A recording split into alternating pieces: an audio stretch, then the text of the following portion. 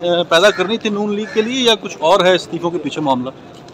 नहीं, ये तो लगता है कि मुस्लिम लीग नवाज तो बिल्कुल घबरा गई है।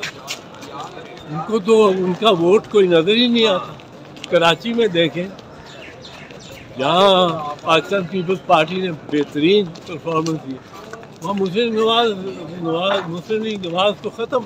मतलब पहले इस्तीफों का ना होना और अब फिर जब इमरान खान ने कहा है कि मैं आ रहा हूँ असेंबली में, तो फिर इस्तीफों का कबूल करना, मतलब वो डर और खौफ की अलामत है। ये डर और खौफ, ये उनको ये इल्म हो गया है कि उनके पास वो ताकत और वोट नहीं है। तो इमरान खान साहब के पास कोई नेशनल असेंबली में कुछ और भी ऑप्शंस मौजूद हैं सर? मुमकिन तौर पर क्या ऑप्शन हो सकते हैं इमरान खान के पास अगर वो नेशनल असेंबली में जाते हैं?